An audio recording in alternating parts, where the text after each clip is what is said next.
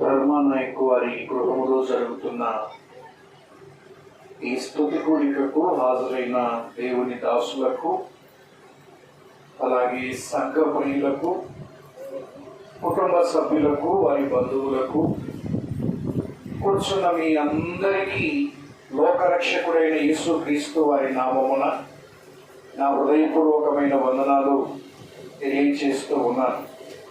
మనం కూడుకోవడానికి ప్రధాన కారణం ప్రభువును స్తుతించడం. అన్ని కార్యముల కంటే మంచి కార్యం, గొప్ప కార్యం దేవుడిని స్తుతించడం. కాబట్టి ఈ గొప్ప కార్యములో పాల్గొంటున్న మీ అందరినీ అభినందిస్తూ ఉన్నాను.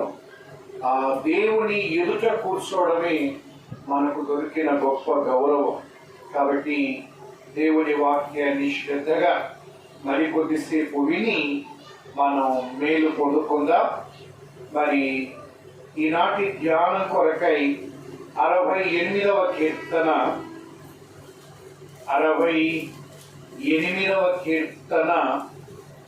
6వ వచనాన్ని చదువుకుందాం. 68వ కీర్తన 6వ వచనాన్ని చదువుదాం. దేవుడు ఏకాంగులను సంసారులుగా చేయువాడు. ఆయన బంధింపబడిన వారిని విడిపించి వారిని వర్ధిల్ల చేయువాడు.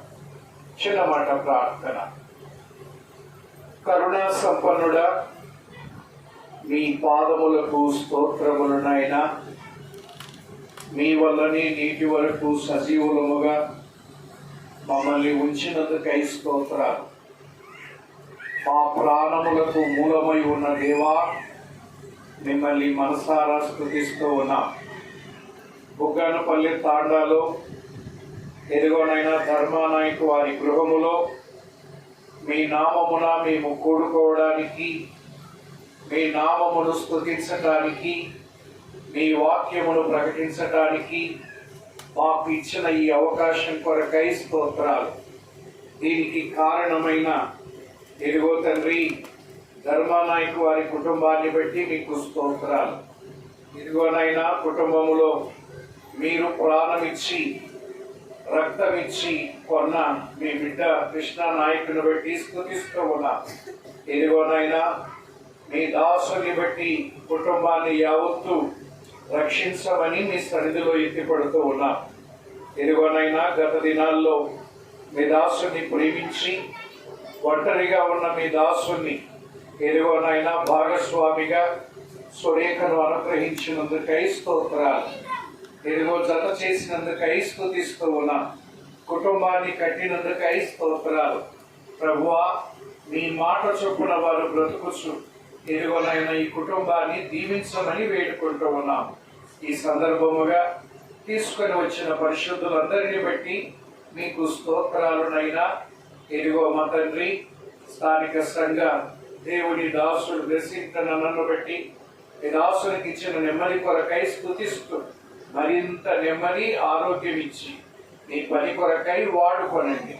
అలాగునైనా తలలో వచ్చిన ప్రతి బిడ్డను దీవించమని, మీలో ఉన్న నన్ను మరుగు చేసి కేవలం మీ నోటి ఊరగా మాత్రం వాడుకోమని మా ప్రభువును, మా మంచి బోధకుడైన క్రీస్తు యేసు వారి నామమున స్తుతించి అడిగి వేడుకొనుచున్నాము తండ్రి. ఆమేన్. ప్రభునందు ప్రియులారా, దేవుడు చేసిన కార్యాలను బట్టి దేవుణ్ణి స్తుతించాలి. ఆయన చేసే కార్యాలు ఎన్నో ఉన్నాయి. అందులో ఒక కార్యాన్ని ఇప్పుడు చదువుకున్నాం. దేవుడు ఏకాంగులను సంసారులుగా చేయువాడు. దేవుడు ఏం చేసేవాడు? ఆయన చేసే కార్యాల్లో ఒక గొప్ప కార్యం ఏకాంగులను సంసారులుగా చేసేవాడు. అనగా ఒంటరిగా ఉన్న వారిని జత చేసి ఒక కాపురముగా సంసారులుగా చేశాడు. వివాహం ఒక రోజులో అయిపోతుంది, కానీ కాపురం కలకాలం ఉండాలి. కాపురం ఇది మనం ఉన్నంత కాలం ఉండేది. మరి ఈ కాపురం ఎలా చేయాలి అన్నది, ఏ దేవుడైతే ఈ వివాహ వ్యవస్థను ఏర్పాటు చేశాడో, ఏ దేవుడైతే విడివిడిగా ఉన్న ఇద్దరిని జతగా చేశాడో, ఆ దేవుడే పరిశుద్ధ లేఖనాల్లో రాయించి పెట్టాడు. ఈ సందర్భముగా దేవుడు జత చేసిన ఈ కుటుంబం, నూతనముగా ప్రధానంగా కృష్ణానాయక్ అలాగే సురేఖల యొక్క కుటుంబం లేదా వారి కాపురం, అలాగే ఇదివరలోనే వివాహాలై కాపురాలు చేసుకున్న మన కాపురాలు ఎలా చేయాలి, ఎలా ఉండాలి అన్నది దేవుని వాక్యపు వెలుగులో కొన్ని సంగతులు మనం ఆలోచన చేద్దాం. ఈ కాపురం ఎలా సాగాలి అన్నటువంటిది మనం దేవుని వాక్యంలో చూద్దాం. మొట్టమొదటిగా ఈ కాపురం ఎలా ఉండాలి అంటే, దినవృత్తాంతముల 2వ గ్రంథం తిప్పండి. దినవృత్తాంతముల 2వ గ్రంథం 6వ అధ్యాయము 2వ వచనాన్ని చదువుదాం. దినవృత్తాంతము 2వ గ్రంథం 6వ అధ్యాయము 2వ వచనం. నీవు నిత్యము కాపురం ఉండుటకై నిత్య నివాస స్థలముగా నేను ఒక ఘనమైన మందిరమును నీకు కట్టించి ఉన్నాను. చాలు. ఇక్కడ కాపురాన్ని గురించి ఒక చక్కటి పదం కనిపిస్తుంది. ఏ కాపురం అది? నిత్యమైన కాపురం. దేవుడు జత చేసిన ఈ ఇరువురు కలిసి కాపురం చేయాలి. ఈ కాపురం ఎంతవరకు అంటే, ఇది నిత్యమైన కాపురం. దేవుని ఉద్దేశం మిమ్మల్ని జత చేయడంలో, మిమ్మల్ని సంసారులుగా చేయడంలో ఈ కాపురం కొద్ది రోజుల కాపురం కాదు సుమా. ఇది ఎల్లప్పుడూ ఉండే కాలం, ఎల్లప్పుడూ ఉండే కాపురం. నేటి కాపురాలు లోకములు చూస్తూ ఉన్నాం. రాను రాను రాను రాను ఆ కాపురాలు చాలా స్వల్పకాల కాపురాలుగా కనబడుతూ ఉన్నాయి. అయితే దేవుని ఉద్దేశం అది కాదు. దేవుడు గ్రంథములో వ్రాయించినట్టుగా దేవుడు జత చేసిన వారిని ఏ మనుష్యుడు వేరు చేయకూడదు. ఇది పరలోకపు యొక్క చట్టం, హెవెన్లీ పీనల్ కోడ్ అంట. మామూలుగా ఎవరైనా తప్పు చేస్తే ఐపీసీ ప్రకారం, ఇండియన్ పీనల్ కోడ్ ప్రకారం శిక్షార్హులు అవుతారు. అలాగే ఎవరైనా ఈ నిబంధనను ఉల్లంఘిస్తే, ఎవరైనా ఈ నిబంధనను దాటితే దేవుని చట్ట ప్రకారం, హెవెన్లీ పీనల్ కోడ్ ప్రకారం వారు శిక్షార్హులు అవుతారు. కాబట్టి దేవుడు జత చేసింది కొంతకాలానికి కాదు. ఈ కాపురం నిత్యము ప్రభు వచ్చేంత వరకు లేదా మరణం వేరు చేసేంత వరకు ఈ కాపురం నిలబడాలి. అలా నిలబడాలి అంటే ఒక 3 సూత్రాలు ఇరువురి మధ్య ఉండాలి. అది ఒకరినొకరు ప్రేమించుకోవాలి, రెండవది ఒకరి క్షేమాన్ని ఒకరు కోరుకోవాలి, మూడవది ఒకరి పట్ల ఒకరి దయ కలిగి ఉండాలి. ఈ 3 మాత్రమే కాపురాన్ని నిలబెట్టగలవు. ప్రేమ, క్షేమము, దయ. ఒకరినొకరు ప్రేమించడం, ఒకరినొకరు ప్రేమించడం. భర్త భార్యను ప్రేమించడంలో ఏమి గ్రహించాలి? ఇది ఆదాము అన్నాడు, హవ్వను చూసి నా ఎముక అన్నాడు, ఇది నా మాంసము అన్నాడు. కాబట్టి నా ఎముకను, నా మాంసాన్ని, నాలో నుండి వచ్చిన దాన్ని ప్రేమించడం అది నా కర్తవ్యం అని భావించాలి. అలాగైతే ఒకరినొకరు ప్రేమించుట ద్వారా ఒకరి క్షేమం కొరకై మరొకరు ప్రయాసపడాలి. ఒకరి క్షేమాన్ని మరొకరు ఆకాంక్షించాలి. మూడవదిగా ఒకరి పట్ల ఒకరు దయ కలిగి ఉండాలి. ఇది నిత్య కాపురానికి సూత్రాలు. ఈ మూడు లేదనుకోండి, ఆ కాపురం నిలబడదు. కాబట్టి మన కాపురాలు దేవుని ఉద్దేశం ప్రకారం ఇది నిత్య కాపురాలుగా ఉండాలి. రెండవది చూద్దాం రండి. రెండవది మన కాపురం ఎలా ఉండాలి అంటే యెషయా గ్రంథం 33వ అధ్యాయం 20వ వచనాన్ని చూద్దాం. యెషయా గ్రంథం 33వ అధ్యాయము 20వ వచనం. ఉత్సవ కాలములలో మనము కూడుకొనుచున్న సీయోను పట్టణమును చూడము. నిమ్మలమైన కాపురముగాను తీయబడని గుడారముగాను నీ కన్నులు యెరూషలేమును చూచును. దాని మేకులు ఎన్నడూ ఊడదీయబడవు, దాని త్రాళ్లలో ఒకటేనూ తెగదు. ఇక్కడ చూడండి, ఈ కాపురం తీయబడని గుడారముగా ఉండాలి. అదే నిత్య కాపురం అన్న. ఈ గుడారం తీయబడని గుడారముగా ఉండాలి అంటే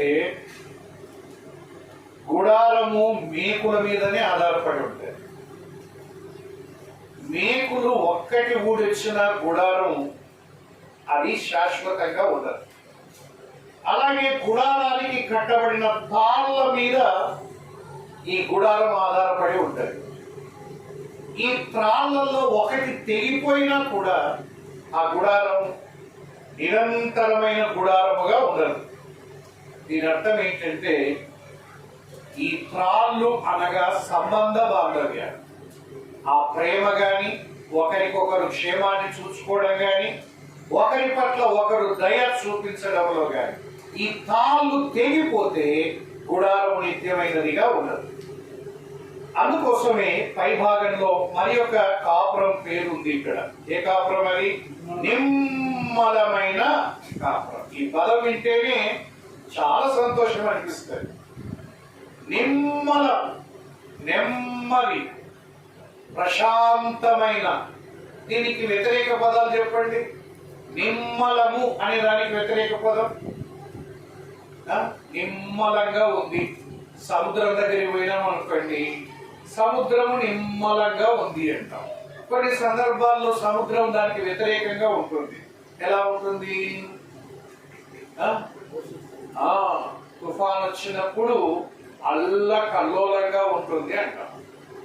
యేసు ప్రభు సముద్రం మీద ప్రయాణం చేసేటప్పుడు సముద్రం మీదకి తుఫాన్ వచ్చింది. శిష్యులు భయపడి యేసు ప్రభు దగ్గరికి పరిగెత్తుకొని వెళ్ళి, అయ్యా మమ్ము రక్షించడానికి కేకలు వేశారు. యేసు ప్రభు లేచి వారిని గద్దించి ఆ గాలిని తుఫాను గద్దిస్తే సముద్రము మిక్కిలి నిమ్మలమైంది. అంతవరకు విపరీతమైన అలలు, ఆ ఘోష, ఆ శబ్దం సముద్రం దగ్గర నిలబడ్డప్పుడు తెలుస్తుంది తుఫాను వచ్చినప్పుడు ఎలా ఉంటుంది అని. బాగున్నప్పుడేమో నెమ్మదిగా ఉంటుంది, కానీ ఆ తుఫాను వచ్చినప్పుడు అక్కడ నిలబడలేము. ఆ శబ్దము గాని, ఆ అలలు గాని, ఆ భయంకరమైన గాలి గాని అక్కడ నిలబడకుండా చేస్తాయి. కాపురాలు కూడా ఇంతే. కాపురాలు నెమ్మదిగా ఉంటే ఎలా ఉంటుంది, తుఫానులు రేగితే ఎలా ఉంటుంది. మన కాపురాలు ఇలా అనిపిస్తున్నాయా? ఆల్రెడీ వివాహమై దేవుడు జత చేసి కాపురం చేస్తూ ఉన్నాం. నీకు అనిపిస్తుందా మా కాపురం నెమ్మదిగా ఉంది, నిమ్మలంగా ఉంది అని? తుఫాన్లు వస్తూ ఉన్నాయా? ఆలోచన చేద్దాం. కాపురం ఏదో ఒక విధంగా చేయడం కాదు, నీ కాపురం 10 మందికి ఆదర్శంగా ఉండాలి. మేము కాపురం చేస్తే ఇలా చెయ్యాలి, మా కాపురం కూడా ఇలా నిమ్మలంగా ఉండాలి. అలా కాకుండా నిమ్మలత్వాన్ని పోగొట్టేవి. ఒకటి అనుమానం, సందేహం నిమ్మలత్వాన్ని పోగొట్టి తుఫాన్ రేపుతుంది. అందుకే ప్రభు ఒక మాట అన్నాడు, మీ హృదయములో సందేహములు పుట్టనేలా, మీ హృదయములో కలవరము కలగనేలా. హృదయములో కలవరానికి కారణం సందేహమే. అనుమానం అణుబాంబు కంటే చాలా పవర్ఫుల్. అణుబాంబు పడితే ప్రపంచ యుద్ధంలో 2 పట్టణాలు బూడిదయ్యాయి. నేడు కాపురాలు కూడా బూడిద కావడానికి ఇదే కారణం. ఇదొక తుఫాన్. రెండవది, కలహపడినందువల్ల కలిసి ఉండలేకపోయినారు లోతు అబ్రహాము కుటుంబం. అబ్రహాం అన్నాడు, మనం కలహం ఉండకూడదు, ఎందుకంటే ఇప్పుడే స్టార్ట్ అయింది. ఆ కలహం మరి పడకుండా ఉండాలి అంటే ఇక నీవు నేను కలిసి ఉండలేం, దయచేసి వేరుగా ఉందాం అన్నాడు. వీటన్నిటినీ జయించి కాపురము నిమ్మలంగా ఉండాలి. ఈ నిమ్మలమైన కాపురం పిల్లలకి ఆదర్శంగా అనిపించాలి. ఒక చోట ఒక అమ్మాయి పెళ్లిడికి వచ్చింది. 20 సంవత్సరాలు, 22, 23. ఎన్నో సందర్భాల్లో వివాహం అనేసరికి తాటేసుకుంటూ వచ్చింది. ఇప్పుడొద్దు, చదువైపోవాలా, ఇది కావాలా, అది కావాలని. కానీ ఒకసారి నిలబెట్టి, అమ్మ చదువు అయిపోయింది, ఉద్యోగం వచ్చింది, మరి వివాహం చేసుకోవడానికి ప్రాబ్లం ఏంటంటే నేను చేసుకోదలుచుకోలేదని చెప్పి. ఏంటమ్మా ఎందుకు చేసుకోదలుచుకోలేదంటే, మా నాన్న మా అమ్మ కాపురాన్ని చూస్తున్నా కదా, ఒకవేళ ఇదే కాపురం అయితే నాకు అక్కర్లేదు అని చెప్పి. ఇదే కాపురం అయితే పెళ్లి చేసుకుంటే, ఇదే కాపురం నేను చేయాల్సి వస్తే నాకు వివాహమే అక్కర్లేదని. కారణం ఏంటంటే 24 గంటలు కలహం, 24 గంటలు ఒకరి మీద ఒకరి కేకలు, అరుపులు. ఇందుకోసం పెళ్ళైతే నాకు వద్దు డాడీ, నేను ఇట్లాగే ఉండిపోతాను, నాకు ఈ కాపురం వద్దు అని. వారి తల్లి తండ్రి కాపురాన్ని చూసి జడిసిపోయింది, భయపడిపోయింది. నాకు ఇటువంటి కాపురం అయితే ఉంది. మరి మన పిల్లలకు మన ఇంటిలో వారు ఏం చూస్తున్నా, నిమ్మలమైన కాపురమేనా, లేకపోతే ఎప్పుడు తుఫాన్ రేగుతుందో తెలియదా? ఇటువంటి కాపురం ఎన్నాళ్ళు చేస్తాను చెప్పండి, ఎన్నాళ్ళు చేయగలను? ఒక మాట సామెతల గ్రంథం 17వ అధ్యాయం 1వ వచనం. సామెతల గ్రంథం 17వ అధ్యాయం 1వ వచనం ఒకసారి గుర్తు చేసుకుందామా? రుచి అయిన భోజన పదార్థములు ఉన్నను, రుచి అయిన భోజన పదార్థాలు ఉన్నను, కలహముతో కూడి ఉండిన ఇంట ఉండుట కంటే నెమ్మది కలిగి ఉండి ఒట్టి రొట్టె ముక్క తినుట మేలు. ఈ కాపురములో ఏది ఉంటే మంచిది అనుకుంటున్నారు? ఆస్తి, ఐశ్వర్యం, వాహనాలు, సుఖభోగాలు, ఇంటిలో అన్ని సౌకర్యాలు ఉంటే తప్పేమి కాదు. కానీ అసలు నెమ్మది లేకుండా రోజు రుచి అయిన భోజన పదార్థాలు తిన్నప్పటికీ ప్రయోజనం ఏముంది? కాపురానికి కావాల్సిందంటే ఆస్తుల ఐశ్వర్యాలు కాదు సుమా, ఈ కాపురములో నెమ్మది కావాలి. గుడిసెలో కాపురం చేసినా పర్వాలేదు, రోజు కష్టపడి పనిచేసినా పర్వాలేదు. ఆ కాపురములో నెమ్మది ఉంటే ఒట్టి రొట్టె ముక్క తింటూ కాపురం చేసినా పర్వాలేదు. ప్రతిరోజు చికెన్ ముక్కలు తింటూ కొట్లాడేదాని బదులు ఒట్టి రొట్టె ముక్క తిని ప్రశాంతంగా ఉండడం, అది ఎంత అద్భుతం. కాబట్టి నిమ్మలమైన కాపురమే ముఖ్యం. ప్రతి ఒక్కరు కోరుకోవాలి. దేవుడు మమ్మల్ని జత చేసింది, మా కాపురం నెమ్మదిగా సాగాలి, నిమ్మలంగా ఉండాలి. ఎప్పుడు వస్తుంది నిమ్మలత్వం? చూడండి ఒక మాట. ఎప్పుడు వస్తుంది అంటే ఈ నిమ్మలత్వం యెషయా గ్రంథంలోని 32వ అధ్యాయం వెనకనే చూడండి, 17వ వచనాన్ని ఒకసారి చదువుదాం. 17వ వచనం, 32 యెషయా గ్రంథం 17వ వచనం. నీతి సమాధానము కలగజేయును, నీతి సమాధానము కలగజేయును. నీతి వలన నిత్యమును నిమ్మలము నిబ్బరము కలుగును. అంతే, దేవుడు చెప్పే మాట వినండి. నీతి వలన నిత్యము నిమ్మలము నిబ్బరము కలగదు. నీతి నెమ్మదికి కారణం, సమాధానానికి కారణం. భార్య భర్తల మధ్య సమాధానం, పిల్లలు తల్లిదండ్రుల మధ్య సమాధానం, కుటుంబ సభ్యుల మధ్య సమాధానం. అందరి సంబంధాలు సవ్యంగా ఉంటాయి. అన్ని త్రాళ్ళు ఈ గుడారానికి చక్కగా బిగించబడి ఉంటాయి. కొన్ని కాపురాల్లో మేము మాట్లాడుకోక 3 నెలలు అయింది అనే వాళ్ళు కూడా ఉంటారు.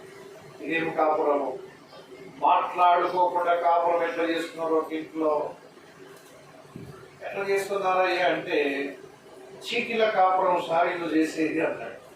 చీటీల కాపురం ఏంటిరా అంటే, ఆయన భార్యతో మాట్లాడట, ఏదన్నా అవసరం వస్తే పేపర్ చించడం, రాయడం, ఓ మీ మమ్మీకి పోని పిల్లలకి ఇస్తాడట. ఆమెకి ఏదన్నా అవసరం వస్తే పేపర్ చించడం, నాకు ఇది అవసరం అని రాసి భర్తకి ఇవ్వడం. ఇట్లనే జరుగుతుందంట. దాదాపు 4 నెలలు అయింది. ఒకరోజు ఈయన పనిచేసే ఆఫీస్కి 6 గంటలకే అక్కడికి చేరాలి. ఎలక్షన్ డ్యూటీలో 6 గంటలకు చేరాలంటే దాదాపు 60-70 కిలోమీటర్ల దూరంలో ఉన్నాడు. రాత్రి 10 గంటలప్పుడు చీటీ రాసినట్టు, నేను రేపు పొద్దున ఎలక్షన్ డ్యూటీకి వెళ్ళాలి, 6 గంటలకే అక్కడ ఉండాలి, నన్ను ఎట్టి పరిస్థితుల్లో 4కు లేపి తీరాలి నువ్వు అని చెప్పి మాట్లాడాడు. కాబట్టి చీటీ రాసినాడు. కొడుకు ఇచ్చి పోరా మీ మమ్మీకి పో అన్నాడు. చదువుకుంది, ఎంత సంతకం పెట్టి ఓకే సర్లే అని మళ్ళీ చూపిపోని చూపించినాడు. పర్వాలేదులే చూసుకుంది అని పడుకున్నాడు. పడుకొని అలసిపోయినాడు కాబట్టి నిద్రపోయినాడు. లేచి చూసే లోపల 5:30 అయింది. ఇక వణుకుడు స్టార్ట్ అయింది. మనం డ్యూటీకి వెళ్ళాలి, ఇప్పుడు వెళ్ళాలి అని కోపం కట్టలు తెచ్చుకుంది. రాత్రి చెప్పినాను కదా మర్యాదగా లేపమని, నువ్వు సరే అని చెప్పేవి, మరి 5:30 వరకు లేపలేదని కాగితం తీసుకొని ఏం చేస్తున్నావు లేపకుండా అని ఎట్లా రాసి పోరా మీ మమ్మీ చూపు అన్నాడు. ఆమె వెంటనే, బుద్ధి లేనోడా, నువ్వు 4కు లేపమన్నావు, నేను 3:30కే లేపినాను. ఎదగట్టంగా మాట్లాడాను కాబట్టి కాగితం ఎంచుకొని ఆ కాగితంలో 3:30 అవుతుందండి, దయచేసి ఇప్పుడు లేచి రెడీ అయితే పోతారు అని కాగితం రాసి దిండు కింద పెట్టినా, కావలసిన చెక్ చేసుకో దిండెత్తి. ఆ దిండెత్తితే నిజంగా ఉంది. 3:30కు టైం అయింది, లేని సంతకం పెట్టింది. దీనికి కారణం ఏంటంటే, అదే బాగుంటే 3:30కు వచ్చి తడితే లేవలేదనుకోండి, 2 మీకు కానీ లేపుతారు. బాగా సంబంధాలు బాగున్నాయనుకోండి, వీలైతే ఒక చెంబె నీళ్ళు తెచ్చి ముఖం మీద చలిగా లేపుతారు. సంబంధాలు బాగలేనప్పుడు అలాగైతే కుటుంబములో మన కాపురములో నీతికి చోటిస్తే ఖచ్చితంగా నిమ్మలంగా బతుకుతాం. ఆ నీతి ఎలా కలుగుతుంది? ఇంకొక మాట చూడండి, ద్వితీయోపదేశకాండం 6వ అధ్యాయం. ద్వితీయోపదేశకాండం 6వ అధ్యాయం 25వ వచనాన్ని చూడండి. 25వ వచనం, ద్వితీయోపదేశకాండం 6వ అధ్యాయం 25వ వచనం. మన దేవుడైన యెహోవా మనకు ఆజ్ఞాపించినట్లు ఆయన సన్నిధిని ఈ సమస్తమైన ఆజ్ఞలను అనుసరించి మనము నడుచుకున్నప్పుడు మనకు నీతి కలుగును. నీతి అంటే అది ఎక్కడో లేదు సుమా, దేవుని ఆజ్ఞలను అనుసరించి నడుచుకుంటే అదే నీతి. నీతిగా బ్రతకడం అంటే ఏంటి? దేవుడు చెప్పింది చేయడమే, అంతకు మించి నీతి అంటూ ఏమీ లేదు. ఆయన మనకు ఆజ్ఞలు ఇచ్చాడు, కట్టడలు ఇచ్చాడు, శాసనాలు ఇచ్చాడు. వీటిని అనుసరించండి అని. ఎవరైనా ఆ ఆజ్ఞలను కట్టడలను అనుసరిస్తే ఖచ్చితంగా అది నీతిగా బ్రతకడం అంటే అది అర్థం. నీతిగా బ్రతికే వారికి సమాధానం ఉంటుంది. అందరి మధ్య సమాధానం ఆరోగ్యానికి కారణమవుతుంది, అసమాధానం అనారోగ్యానికి కారణమవుతుంది. తెలుసున కాపురములో నిమ్మలంగా ఉండాలి అంటే భర్త అయినా భార్య అయినా దేవుని ఆజ్ఞల ప్రకారం నడుచుకోవాలి. దేవుని ఆజ్ఞలకు తలదించాలి, చేతులు కట్టుకొని విధేయులు కావాలి. అప్పుడు మీ కుటుంబంలో నీతి ద్వారా నిమ్మలంగా ఉండాలి. నిమ్మలమైన కాపురానికి కుటుంబంలో నీతి ఉండాలి. ఆయన ఆజ్ఞలను అనుసరిస్తే వస్తుంది. తర్వాత ఇంకొకటి ఏంటంటే, ఆ సముద్రము అల్లకల్లోలమైనప్పుడు యేసు ప్రభు ఆ ఓడలోనికి ఎక్కినప్పుడు, ఆ సముద్రము గతించినప్పుడు ఆ తుఫాను అణిగిపోయింది. మన కాపురములో కూడా ప్రభు సన్నిధి ఉన్నప్పుడు, ప్రభు మనతో ఉన్నప్పుడు అనుకోకుండా వచ్చే తుఫానులను గద్దించగలిగే ప్రభు మాత్రమే. ఎవరు గద్దించిన ఈ తుఫానులు అనగవు. భార్య తల్లిదండ్రుల వైపు వారు గద్దించిన తుఫాన్లు ఎక్కువైతాయి. భర్త తల్లిదండ్రుల వైపు వారు గద్దించిన ఈ తుఫాన్లు ఎక్కువైతాయి. ఈ తుఫానులు అట్లా అనుకోలేము. వీరెవరికి అధికారము లేదు. ఆయన మీతో చెప్పుడదంటే ఆయన ఉన్నాడనుకోండి, ఎప్పుడు ఒకవేళ పొరపాటున తుఫాను రేగినా ఆయన గద్దిస్తాడు. ఆజ్ఞలను అనుసరించి బ్రతికితే నీతి కలుగుతుంది. యేసు ప్రభు సన్నిధి ఉంటే ఆయన నిమ్మలాన్ని నిబ్బరాన్ని ఇస్తాడు. కాబట్టి మన కుటుంబం, దేవుడు జత చేసిన ఈ కుటుంబం నిత్యము 10 మంది ఈ కాపురాన్ని చూస్తూ ఆదర్శవంతంగా ఉండాలి. ఎన్ని సంవత్సరాలైంది కాపురం. మొన్ననే కడపకు వెళ్ళాను. నిన్న ఆదివారం అటువంటి ఆదివారం. నాకు ఖచ్చితంగా రావాలి అంటే ఏమనుకోవాలంటే, మా పిల్లలు అమెరికా నుంచి వచ్చారు, కూతుర్లు ఒకరు బెంగళూరు నుంచి వచ్చారు. మాకైతే పెద్ద ఇంట్రెస్ట్ లేదు, కానీ మా వివాహం అయినటికి 50 సంవత్సరాలు. 50 సంవత్సరాల కాపురం. ఇది చిన్న సంఖ్య కాదు. 50 సంవత్సరాలు దేవుడు మమ్మల్ని నడిపించాడు. మా పిల్లలు ఈ సందర్భముగా సంఘములకు స్తుతి కూడిక పెడదాం. ఖచ్చితంగా అది అదే పని వచ్చారన్నా, మీరు వచ్చిపోతే బాగుంటుంది అని ఆహ్వానిస్తే వెళ్ళారు. వారిని చూసి ఆశ్చర్యం అనిపించింది. 50 సంవత్సరాలు వైవాహిక జీవితం. నేటి దినాల్లో చూస్తున్నాం కదా, సమాజంలో బ్రోకెన్ ఫ్యామిలీస్ అంటాం. విడిపోయిన కుటుంబాలు, చెల్లాచెదరైన కుటుంబాలు, తగిలిపోయిన కుటుంబాలు. ఇవి మనకు మాదిరి కాదు సుమా. నడుచుకునే వారు ఉన్నారు మన కళ్ళ ముందర. ఎన్ని సంవత్సరాలైంది కాపురం. చిన్నదానికి కానిదానికి ఇలా కాపురాన్ని మంట కలిపే స్థితికి ఎవరు తీసుకున్నారు? ఇది నిత్యమైన కాపురం. ఈ నిత్యమైన కాపురములో నిమ్మలంగా సాగాలి. ప్రతిరోజు అరుచుకుంటూ, కేకలేసుకుంటూ, కలగించుకుంటూ, సమయం అనుకోకుండా అసమయం అనుకోకుండా పిల్లలు ఎలా బతుకుతారు? ఇంటిలో ఎలా జీవిస్తారు చెప్పండి? ఈ కాపురములో నెమ్మది లేకపోతే ఏమవుతుంది చెప్పండి? ఎంతకాలం బతకగలం? కాబట్టి రెండవది నిమ్మలమైన కాపురంగా ఉండాలి. మూడవది చూద్దాం చూడండి. మూడవ కాపురం, బైబిల్ చెప్పే కాపురం. మొదటి సమూయేలు గ్రంథం చెప్పండి, 12వ అధ్యాయం. మొదటి సమూయేలు గ్రంథం 12వ అధ్యాయం 11వ వచనానికి వద్దాం. 12వ అధ్యాయం 11వ వచనం.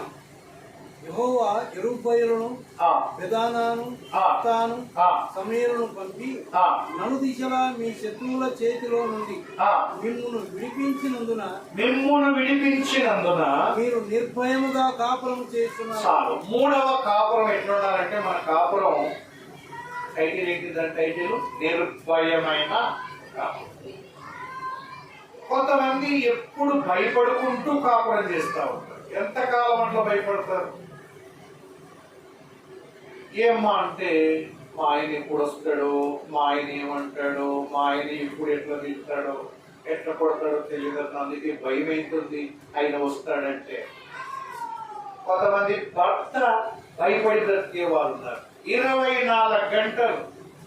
అట్లా కాకుండా కాపురంలో నిర్భయంగా, భయము లేకుండా. భయము ఏం చేస్తుందో మనకు తెలుసు. కాపురాలు కూడా భయపడుకుంటూ ఎందుకు కాపురాలు నిర్భయంగా లేవు అంటే కొంతమంది కదిలిస్తే వణికే వాళ్ళు ఉన్నారు. కాపురం అంటే భయపడి గడగడగడ వణికే వాళ్ళు ఉన్నారు. ఒక అమ్మాయి పెళ్ళయింది, సంవత్సరంన్నర, చిన్న బిడ్డ, కూతురు పుట్టింది. ఆ బాబకు 2 నెలలు. ఆ భర్త అప్పగించేటప్పుడు తల్లిదండ్రులు ఎంతో నమ్మకంతో, అయ్యా ఎంతకాలం ఈ బిడ్డను మా చేతుల్లో ఇచ్చాం, ఇక నీ చేతుల్లో పెడుతున్నాం, క్షేమంగా చూసుకొని. ఆ రోజు ఎల్లప్పుడు చెప్పగా విన్నాను నేను. ఏం జరిగిందో కుటుంబంలో తెలియదు కానీ ఎట్లా కొట్టాడంటే ఈ 2 చేతులు ఎరగొట్టేసినాడు. 2 చేతులు పూర్తి. ఈ పాపకు పాలు ఇవ్వాలి, జనరల్ హాస్పిటల్లో పోతే ఆ పాప పరిస్థితి 2 చేతులకు కట్లు కట్టారు. ఇంకా చేతులు ఇరిగినవి ఒకటి, ఇంకా దెబ్బలు ఎక్కడంటే అక్కడ తగిలినాయి. ఆ పాపకు పాలు ఇవ్వడానికి చేత కావడంగా కళ్ళల్లో నీళ్లు గారుస్తూ ఉంటే నాకు భయం అవుతుంది, నేను పోలేను, నాకు భయం అవుతుంది, నాకు భయం అవుతుంది, నేను వణుకుతుంది అని పేరు చెప్తే ఆ కాపురం, ఆ ఇల్లు, ఆ పేరు చెప్పగానే వణుకుతుంది. ఇట్లా ఎంతకాలం కాపురం చేస్తారు? భార్య భర్తల మధ్య నిర్భయమైన కాపురం కనపడాలి. అలా కాపురం ఉండాలి అంటే ఏం చేయాలి? నిర్భయంగా కాపురం ఉండాలి అంటే ఒక వచనం చూడండి. సామెతల గ్రంథం 10వ అధ్యాయం 9వ వచనాన్ని చూద్దామా? సామెతల గ్రంథం 10వ అధ్యాయం 9వ వచనం. యథార్థముగా ప్రవర్తించువాడు నిర్భయముగా ప్రవర్తించు. ఒక సూత్రం దొరికింది బైబిల్. యథార్థత ఉంటే భయం ఉండదు. యథార్థతకు వ్యతిరేక పదం చెప్పండి. యథార్థత వ్యతిరేక పదం చదువుకున్న పిల్లలు తెలుసుకోరు కదా. యథార్థత స్కూల్లో నేర్చుకోలేదా? ఒకటి అర్థం చేసుకోవాలంటే దానికి వ్యతిరేకమైనది అర్థం చేసుకుంటే ఇది అర్థమవుతుంది. యథార్థత. మనిషిలో 2 రకాల ప్రవర్తన ఉంటుంది. అవయవాలు ఉన్నట్టుగా అవయవాలు ఎక్స్టర్నల్ గా కొన్ని ఉన్నాయి కదా, బాహ్యమైన అవయవాలు, కళ్ళు, ముక్కు, చెవులు, చేతులు, కాళ్ళు. కనపడని అవయవాలు కొన్ని ఉన్నాయి. కనపడని గుండె, లోపల ఊపిరితిత్తులు ఇలాంటివి ఉన్నాయి కదా, అవి పనిచేయాలి, ఇవి పనిచేయాలి. ప్రవర్తన కూడా 2 రకాలు ఉంటాయి. ఎక్స్టర్నల్ బిహేవియర్ అంటాం, ఇంటర్నల్ బిహేవియర్ అంటాం. నేను మాట్లాడేది మీ కంటికి కనిపిస్తుంది, నేను నడిచేది కంటికి కనిపిస్తుంది. ఇదంతా ఎక్స్టర్నల్ బిహేవియర్. నా ఆలోచన మీ కంటికి కనిపిస్తుంది, అది ఇంటర్నల్ బిహేవియర్. ఒక వ్యక్తి 1 గంట సేపు వాక్యం విన్నాడు, మళ్ళీ చెప్పినారన్నా వందనాలన్నా అన్నాడు, ఇది ఎక్స్టర్నల్ బిహేవియర్. కానీ లోపల ఏమనుకుంటున్నాడు? కార్యక్రమాలు 1 గంట సేపు తలకాయ తిన్నాడు, ఒక్క పూత అర్థం కాలే అని లోపల అనుకుంటున్నాడు. ఇది యథార్థత కాదు. ఏం బాగా చెప్పినా అనుకుంటే మనలే మళ్ళీ అదే పని పోయి షేక్ హ్యాండ్ ఇచ్చి, దీంట్లో ఏం యథార్థత ఉంది? మనుషులు ఇట్లుంటారన్నమాట. ఎదుటి వారిని మెప్పించడం కోసం, ఎదుటి వారిని ఒప్పించడం కోసం, లేనివి ఉన్నట్టు ఉన్నవి లేనట్టు ఏమేమో చెప్తూ ఉంటాం. ఇదంతా యథార్థత అనుకుంటే కాదు.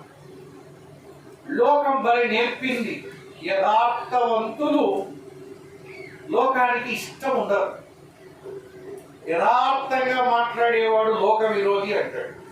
కానీ దేవుడికి మాత్రం యథార్థవంతులు. యథార్థతకు వ్యతిరేక ఫలం కపటం. హృదయంలో ఒకటి ఉంచుకొని నోటిలో ఒకటి మాట్లాడితే దానికి కపటం అంటారు. ఈ కపటం ఉన్న చోట నిత్యము భయపడుతూనే బ్రతుకుతారు.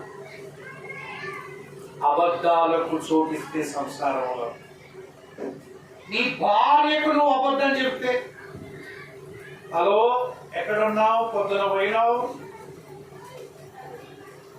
నేనా కర్నూలు పోయినా, ఈడే బేతజాలనే తిరుగుతాడు. పొరపాటున ఏమి అట్లా భయపడుతున్నావంటే, నేను ఇంటికాడ కర్నూలు పోతాను చెప్పేసి నేను ఎవడన్నా చూసి ఇంటికాడ చెప్పినాడు అనుకో, పోతేనే అడుగుతుంది అని భయపడుకుంటూ ఇంటికి వస్తాయి. ఏమంత అవసరం ఇంత చిన్నదానికి? ఇంట్లో కొంతమందికి అట్లా ప్యాంటు షర్టు తగిలిస్తే చిన్నగా కొంచెం లాగడం కొంతమందికి అలవాటు ఉంటుంది. 100, 200 అట్లా తీసుకోవడం.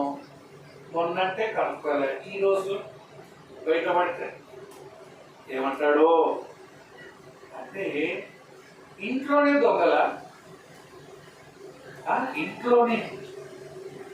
ఇంకా ఈ దొంగతనాలకు ఎవరు బాధ్యులు చెప్పండి? ఇద్దరు ఏకశీలం, ఒక్కరు అంటే ఒకరినొకరు దొంగతనం చేసుకోవడానికి, ఒకరికొకరు అబద్ధాలు చెప్పడానికి ఎంత ధైర్యం? భార్యతో అబద్ధాలు చెప్పడం, భర్తతో అబద్ధాలు చెప్పడం, కన్న బిడ్డలతో అబద్ధాలు చెప్పడం. ఇటువంటి ఇంటిలో ఎప్పుడు నిర్భయంగా బ్రతకరు, ఎప్పుడు భయపడుతూనే బతుకుతుంటారు. నావి ఎక్కడ బయటపడతాయో, ఎక్కడ ఇది బయటపడుతుందో ఎప్పుడు భయపడుతూ ఎంతకాలం కాపురం చేస్తాము. అందువల్ల పిల్లలకి కానీ ఎవరే కానీ ఇంటిలో దేవుని పిల్లల మధ్య అబద్ధం ఉండకూడదు. ఉన్నది ఉన్నట్టు యథార్థంగా, ఏమి కాదు. ఎంత నిమ్మలంగా ఉంటామంటే, ఎంత నిర్భయంగా బ్రతుకుతామంటే అంత నిర్భయం. కానీ లోకములో అన్ని అబద్ధాలకు మోసాలకు ఇంటిలో కూడా చోటిస్తే ఎట్లా బతుకుతారు చెప్పండి? ఆ పిల్లలు అట్లాగే నేర్చుకుంటారు. నువ్వేం అబద్ధాలు చెప్పినావో నీ పిల్లలు కూడా అదే అబద్ధాలు నీకు తెలియజెప్తారు. ఈ అబద్ధాల మీద కాపురం ఎక్కువ కాలం నిలబడుతున్నా యథార్థంగా ఉంటాయి. భార్యతో ఉన్నది ఉన్నట్టుగా, భర్తతో ఉన్నది ఉన్నట్టుగా, రహస్యాలు లేకుండా.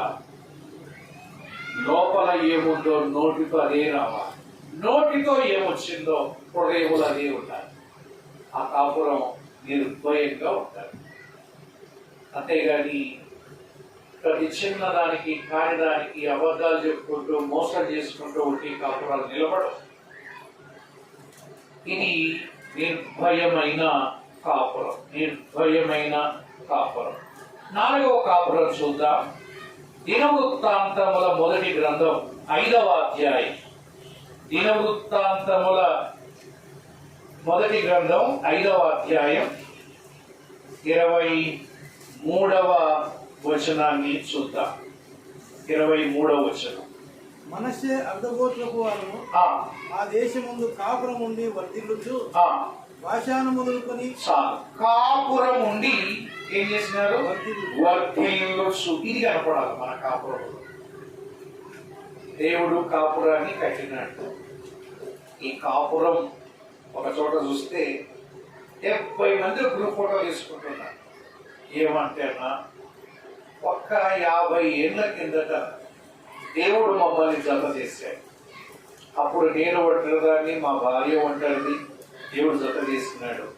నాకు మళ్ళీ 2 కుమారులు, ఒక 2 కూతుర్లు, మళ్ళీ వాళ్ళ పిల్లలు, వాళ్ళ పెళ్ళిళ్ళు. ఈరోజు ఈ 70 మంది 50 ఏళ్ల కిందట మా ఇద్దరిని జత చేసిన దేవుడు ఈరోజు మా కుటుంబాన్ని ఇంతగా వర్ధిల్ల చేశాడు.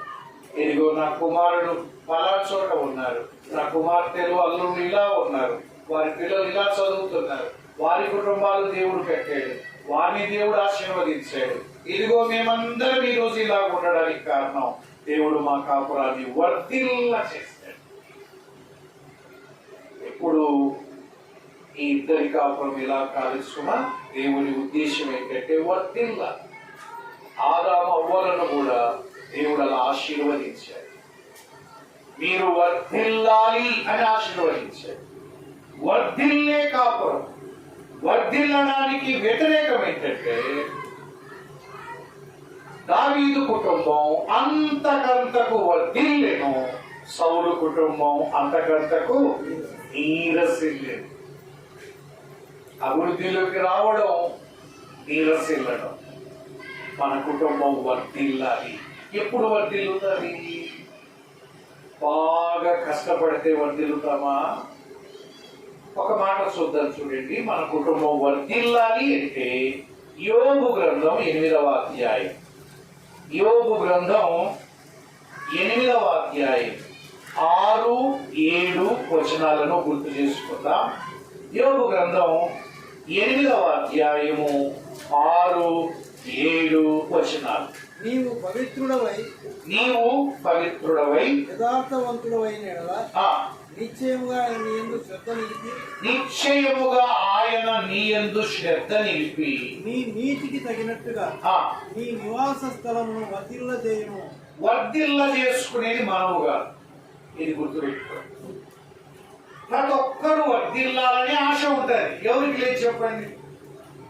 కుటుంబం వర్ధిల్లాలి, చదువు వర్ధిల్లాలి, ఉద్యోగంలో వర్ధిల్లాలి, వ్యాపారంలో వర్ధిల్లాలని అందరికీ ఆశే. కానీ అందరూ వర్ధిల్లుతున్నారా? వర్ధిల్లుట మన చేతిలో లేదు. వర్ధిల్ల చేసేవాడు ఆయన.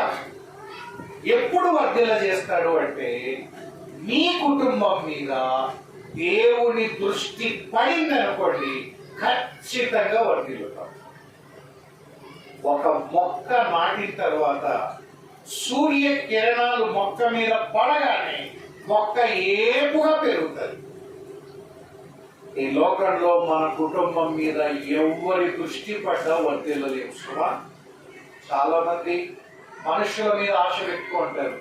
వాళ్ళు మా కుటుంబానికి సాయం చేసి వర్ధిల్ల చేస్తారని. వారి కుటుంబానికే రంధ్రాలు ఉన్నాయి. ఇక మన కుటుంబాన్ని ఏం చేస్తారు చెప్పండి?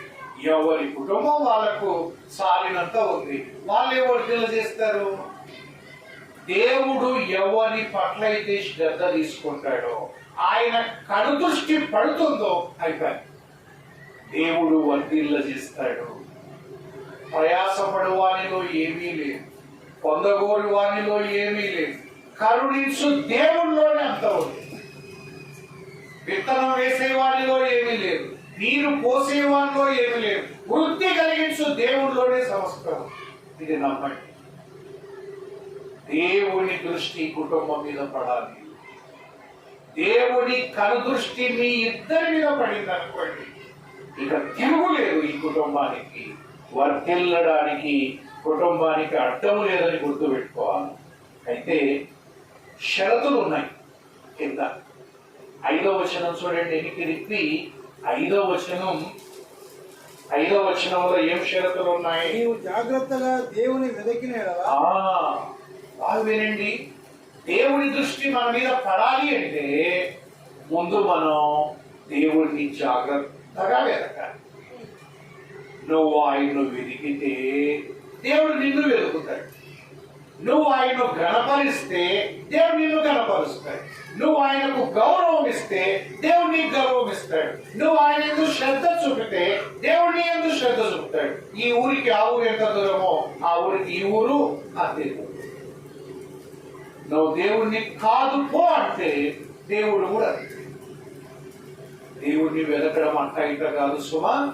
దేవుడిని శ్రద్ధగా వెతకాలి. తర్వాత కిందేముందో తెలుసా? సర్వశక్తుడగు దేవుని బతిమాలుకొని నెల. బతిమాలుకోవడం అంటే ప్రార్థన చేసుకోవడం. క్రమము తప్పకుండా ఏ దేవుడైతే మిమ్మల్ని జత చేసినాడో ఆ దేవునికే మొరపెట్టండి. ఏ సమస్య వచ్చినా, ఏ ఇబ్బంది వచ్చినా, ఎవరికి చెప్పినా సమస్య ఎక్కువ అవుతుంది. మీరు గుర్తుపెట్టుకోండి. కొంతమంది సమస్య పరిష్కారం కోసం పంచాయతీ పెట్టినారంట. ఆ పంచాయతీ ఇద్దరు నిలబొట్టి సమస్య పరిష్కరించకపోగా ఆ పంచాయతీ పెద్దల పంచాయతీ వారి కాపురాన్ని విడగొట్టింది. ఈ మనుష్యులకు చేతగా ఈ మధ్యలో ఏ సమస్య వచ్చినా, మన కాపురాల్లో ఏ సమస్య వచ్చినా జత చేసిన ప్రభు దగ్గరికి చెప్పాలి, మొరపెట్టాలి, బతిమలాడుకోవాలి. దేవా సాయి చేయను అనే విషయం ఉన్నది. ఒకటి, ఆయన జాగ్రత్తగా వెతకాలి. రెండవది, ప్రార్థన చేసుకోవాలి. మూడవది, పవిత్రుడవై యథార్థవంతుడమైన ఎడల అంటే పరిశుద్ధతకు భంగం కలగకుండా బ్రతకాలి. ఎందుకంటే దేవుడు పరిశుద్ధుడు. ఆయన పరిశుద్ధ స్థలాల్లో మాత్రమే నివసించగలదు. పాపానికి చోటు ఇవ్వకుండా, కాపములో ప్రవేశించకుండా బ్రతకాలి. మనము పరిశుద్ధులుగా బ్రతికితే, యథార్థంగా బ్రతికితే ఖచ్చితంగా దేవుడు శ్రద్ధ నిలుపుతాడు.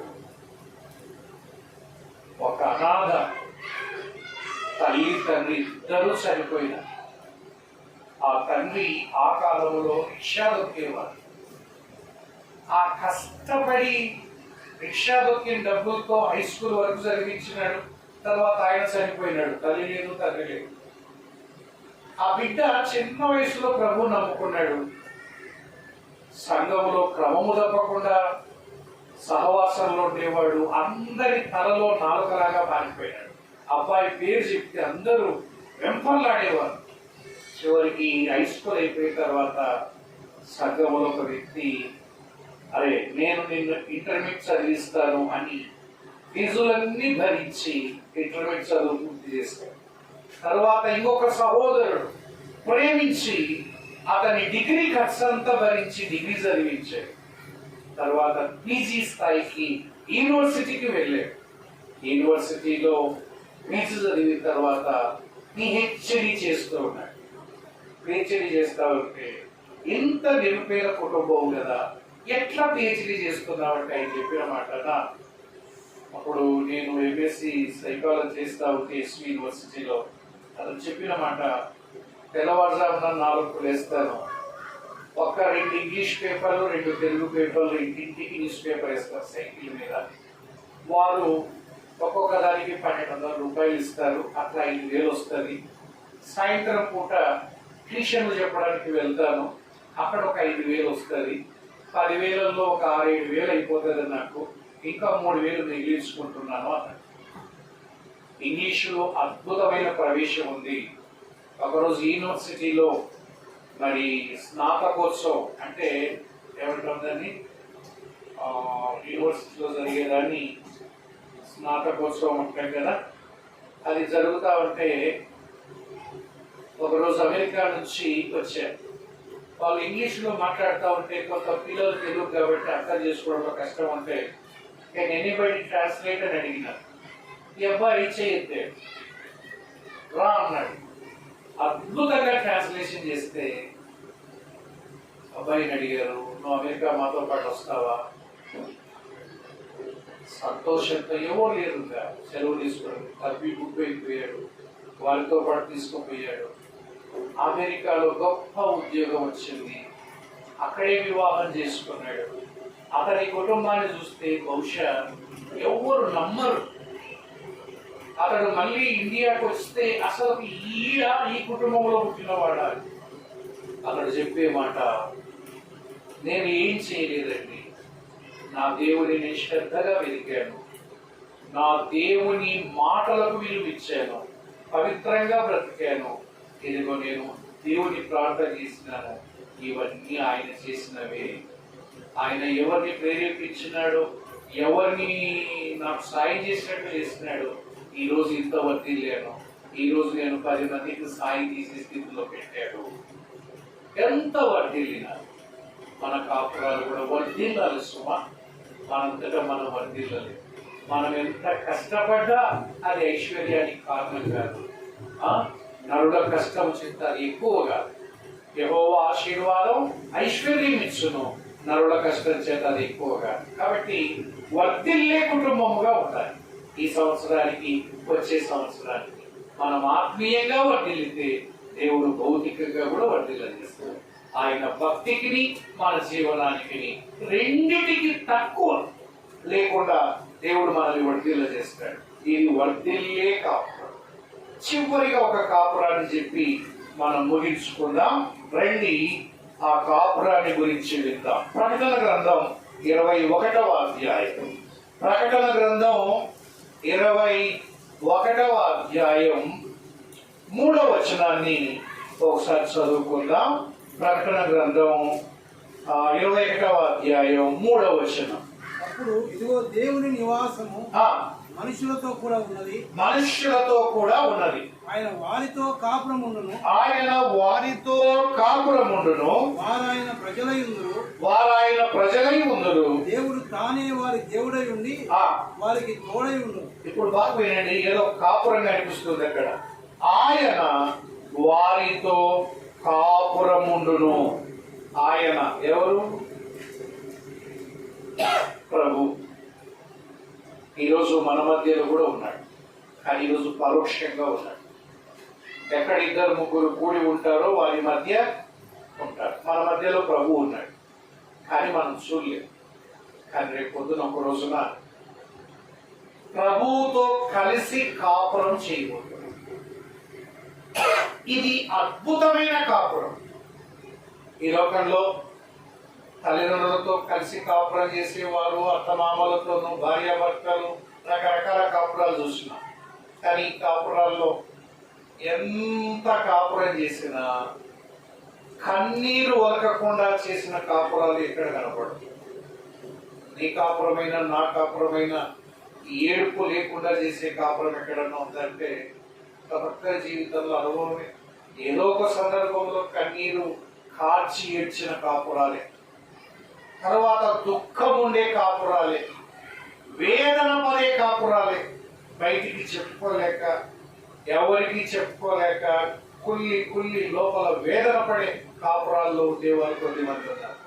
కానీ ఈ పరలోకములో ప్రభువుతో కాపురం చేస్తే ఎలా ఉంటుందో ఒక్కసారి ఆలోచన చేయండి. ప్రభువుతో కాపురం చేస్తే ఎలా ఉంటుందంటే, ప్రభువుతో కలిసి కాపురం చేసే వారి జీవితాల్లో కన్నీరు ఉండదు. ఈ లోకంలో ఎక్కడ ఈ కాపురం లేదు చూడదు. ప్రభువుతో కాపురం చేసినప్పుడు, కలిసి ఉన్నప్పుడు కన్నీరు ఉండదు, దుఃఖము ఉండదు, ఏడుపు ఉండదు, వేదన ఉండదు, రోగము ఉండదు, ఆకలి ఉండదు, దప్పిక ఉండదు, సముద్రం ఉండదు, సూర్యుడు ఉండడు, రాత్రి ఉండదు. ఈ లోకంలో ఏ కాపురమైన ఇలాంటిది చెప్పండి? అద్భుతమైన కాపురం.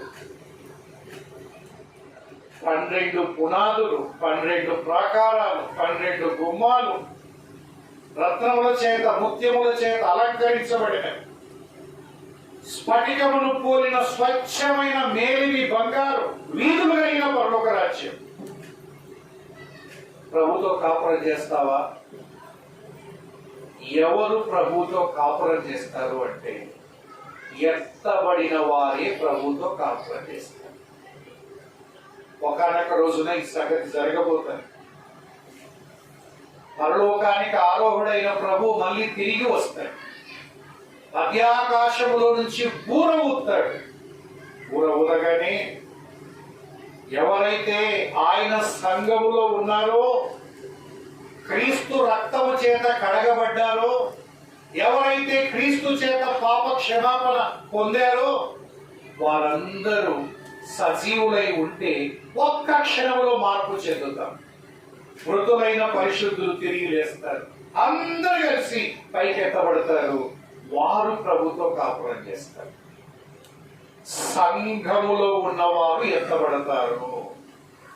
సంఘములో దేవుడి ఇంటిలో ఉన్నవారు ఎత్తబడతారు, మిగతా వారంతా విడవబడతారు. ఎత్తబడిన వారికి ప్రభుతో కాపురం చేసే అవకాశం. ఎవరు ఎత్తబడతారు అంటే, రక్షించబడిన వారు మాత్రమే ఎత్తబడతారు. క్రీస్తు చేత రక్షించబడిన వారు. ఈ లోకంలో ఎంతమంది రక్షకులు ఉన్నారు? ఎంతమంది రక్షించగలరు అంటే, దేవుడి వాక్యం చెప్పే మాట, ఈ భూమి మీద పాపములను క్షమించి రక్షించగలిగిన ఏకైక అధికారి యేసు ప్రభు మాత్రమే. పాపాలు క్షమించగలిగిన ఒకే ఒక కౌంటర్ ఈ భూమి మీద యేసు ప్రభు. ఆయన పేరే యేసు. యేసు అనగా వారి పాపముల నుండి ఆయనే వారిని రక్షించును గనక ఆయనకు యేసు అని పేరు పెట్టబడింది. ఎందుకు ఆయన రక్షిస్తాడు? మిగతా వారు ఎందుకు రక్షించరు అంటే, యేసయ్య నీ పాపాల కొరకు నా పాపాల కొరకు ఏం చేశాడు? ఒక్కసారి ఆలోచన చేయండి. ఏం చేశాడు? ఎందుకు ఈయనకు మాత్రమే అధికారం ఉంది అంటే, నిజానికి పాపానికి శిక్ష ఉంది. పాపం చేసిన వాడు శిక్షింపబడక తప్పదు. పాపానికి జీతం మరణం, అది అగ్నిగుండం. అయితే దేవుడు మనల్ని కన్నాడు, మనం తప్పిపోయాం. దేవుడు మనల్ని నిర్హేతుకంగా ప్రేమించి మనల్ని రక్షించడం కోసమే లోకానికి వచ్చాడు. పుస్తకాల్లో రాసినట్టుగా యేసుక్రీస్తు క్రైస్తవ మతాన్ని స్థాపించనడానికి దానికి సంబంధం లేదు. మతానికి ఏం సంబంధం? దేవుడికి. దేవుడు దేవుడు అందరికీ పక్షపాతం లేకుండా ఎండ ఇస్తాడు, వర్షం ఇస్తాడు, సూర్యుడు ఇచ్చినాడు, గాలిని ఇచ్చినాడు. దేవుడికి ఏ పక్షపాతం ఉంటుందండి? కులాలు లేవు, మతాలు లేవు. దేవుడు ఒక్కడే అందరినీ సమానంగా ప్రేమించాడు. అందరి పాపాలు తన మీద మోసుకున్నాడు. ఒకసారి యేసు ప్రభు కల్వరి శిలువలో చూస్తే ఎందుకు ఆయన వేలాడుతున్నాడో తెలుసా? ఆయన తల మీద ముళ్ళ కిరీటం చూస్తూ ఉంటాడు. పొడవాటి ముళ్ళ చేత చుట్టబడిన ముళ్ళను ఆయన తల మీద పెట్టి నొత్తినప్పుడు ఆ మృదువైన నుదురులోనికి వెళ్ళి రక్తము ధారలుగా కారింది. ఆయన వీపు చూస్తే కొరడా దెబ్బల చేత వీపు నాగటి సాలవలే దున్నబడి రక్తము ధారలుగా కారుతుంది. ఎందుకో తెలుసా? ఆయన చేతులలో మేకులంటే రక్తము స్రవించింది. ఒక పాదం మీద ఒక పాదం పెట్టి 2 పాదాల్లో దిగబడి చెక్కలోకి దిగబడిపోయేంత పొడవాటి మేకు నాటారు. దేహమంతా రక్తమే. ఎందుకంటే రక్తము చెందించకుండా పాప క్షమాపణ కలగదు. పాపాలు క్షమించాలి అంటే రక్తము చెందించాలి. అందుకే యేసయ్య కల్వరి శిలువలో అందరి కొరకు ప్రాణం పెట్టాడు. నీ కొరకు, నా కొరకు. ఒకవేళ నాకు యేసు ప్రభుకి ఏం సంబంధం అంటావా? నీకు తెలియకపోవచ్చు. నీ పాపాల కొరకు కూడా యేసయ్య ప్రాణం పెట్టాడు. అందుకే ఈరోజు నీతో మాట్లాడుతున్నాడు. యేసయ్య నీకు తెలియకపోవచ్చు, నీ కొరకు ప్రాణం పెట్టాడు. ఆయన సమాధి చేయబడ్డాడు, తిరిగి లేచాడు. సమాధిని ఓడించాడు, మరణమును విడిచాడు. ఒకే ఒక సమాధి ఖాళీగా ఉంది, అది యేసుక్రీస్తు సమాధి. ఆయన సజీవుడుగా ఉన్నాడు. మన కొరకు మృతి చెందిన మాట వాస్తవమే కానీ యుగయుగములు సజీవుడైన దేవుడు. ఒకసారి రోమాపత్రిక 10వ అధ్యాయం ఆ మాట చదవండి, 9వ వచనం. రోమాపత్రిక 10వ అధ్యాయం 9వ వచనం చదవండి. రోమాపత్రిక 10వ అధ్యాయం 9వ వచనం. యేసు ప్రభు అని నీ నోటితో ఒప్పుకొని, యేసు ప్రభు అని నీ నోటితో ఒప్పుకొని, దేవుడు మృతుల్లో నుండి ఆయన లేపెనని, దేవుడు మృతుల్లో నుండి ఆయన లేపెనని నీ హృదయమందు విశ్వసించిన యెడల నీవు రక్షింపబడదు. ఇంతే. రక్షించబడాలి అంటే ఈ విన్న వార్త నువ్వు నమ్మితే చాలు. ఒక వార్త చెప్పేంత వరకే ఛానల్ పని. నమ్మడం నమ్మకపోవడం నీకు సంపూర్ణ హక్కు ఉంది. వార్తను నమ్మైనా నమ్మొచ్చు, వార్తను తిరస్కరించవచ్చు. ఈరోజు ఈ ఆహ్వానం అందరికీ. నీకు సంపూర్ణ అధికారం ఉంది. యేసు ప్రభువును విశ్వసిస్తే రక్షించబడతావు. రక్షించబడితే సంఘములో చేర్చబడతావు. సంఘములో చేర్చబడితే ఎత్తబడతావు. ఎత్తబడితే ప్రభుతో కాపురం చేస్తావు. నువ్వు రక్షించబడకపోతే ఆ కాపురంలో నువ్వు ఉండాలి. మరి విడువబడిన వారు నిత్య అగ్నిగుండంలోకి వెళ్ళాలి. అది 2వ మరణం. మొదటి మరణం ఎవరు తప్పించుకోలేరు. ఏదో ఒక రోజున, ఏదో ఒక స్థలంలో, ఏదో ఒక కారణాన్ని బట్టి ప్రతి ఒక్కరు లోకాన్ని విడవలసిందే. మొదటి మరణం ఎవరు తప్పించుకోలేరు. ఏ దినమైనా మన జీవితంలో ఒకవేళ ఉండకపోవచ్చు, కానీ మరణ దినము ఖచ్చితంగా అందరి జీవితాల్లో సమానంగా కనిపిస్తాయి. అయితే అది ఎప్పుడు వస్తుందో మనకు తెలియదు. ఆ మరణ దినము రాకముందే నీ కొరకు ప్రాణం పెట్టిన యేసయ్య నీ హృదయములోకి అంగీకరిస్తే, ప్రభువా ఈరోజు నీ సువార్త విన్నాను నాయన. నువ్వు నా కొరకు కూడా సరిపోయావు, నా పాపాల కొరకే కూడా ప్రాణం పెట్టావు. నీ యందు విశ్వాసం ఉంచితే నా పాపాలు క్షమిస్తావని విన్నాను. ఈ మాట నా హృదయంలో విశ్వసిస్తున్నాను. అయిపోయింది. విశ్వసిస్తూ ఉన్నాను. కాబట్టి నేను యేసు ప్రభు నమ్ముకుంటానని హృదయంలో చేర్చుకుంటే ఆ ప్రభు నిన్ను నిర్హేతుకముగా రక్షిస్తాడు, పాపాల నుంచి విడిపిస్తాడు, నీ పేరు జీవగ్రంథంలో రాస్తాడు. నువ్వు పరలోక రాజ్య పౌరుడు ఉంటావు. ఈ లోకం విడిచిన మరుక్షణం సదాకాలం ప్రభుతో ఉంటావు. లేనటువంటి ఆ నిత్య నరకం ఓర్చుకోలేము, తట్టుకోలేము, భరించలేము. అగ్ని ఆలదు, ఆ పొరుగు సాగు. ప్రభు పరలోక రాజ్యం కోసం నమ్ముకోవా. వింటున్న ప్రియ సోదరుడా, సోదరి, కోరుకుంటే దేవుడు రక్షణ ఇస్తాడు, తిరస్కరిస్తే నీ ఇస్తాడు. నమ్మి బాప్తిస్మం పొందిన వారు రక్షించబడతాడు. అలాంటి రక్షణ పొందిన కృష్ణ నాయకుడు ధన్యుడు. వారి కుటుంబం కూడా యేసు ప్రభువును హృదయంలో చేర్చుకొని కుటుంబం యావత్తు రక్షించబడి బాప్తిస్మం తీసుకొని సంఘంలో ఉండాలన్నది మా ఆశ. అలాగే గ్రామంలోని ప్రజలు కూడా మా వలె మేము కూడా ఒకప్పుడు సువార్త వినక ముందు మరణానికి లోనైన వారు, ఆయన ఒక రోజు విన్న తర్వాత హృదయంలో విశ్వసించారు. యేసు ప్రభువా నేను పాపిని ఒప్పుకోగా దేవుడు కరుణించి రక్షించాడు. ఈ రోజు నిమ్మలంగా ఏ క్షణం వదిలినా ప్రభుతో ఉంటామన్న నిరీక్షణ ఉంది. ఇలాంటి భాగ్యం మీరును పొందాలని ప్రభు పక్షాన ప్రాధేయపడుతూ ఈ వాక్యాన్ని ముగిస్తున్నాను. శ్రద్ధగా విన్న మీ అందరికీ ప్రభునామమున మరి ఒకసారి నా హృదయపూర్వకమైన వందన. దేవుడి మాటలు మన కొరకు దీవించుగాక.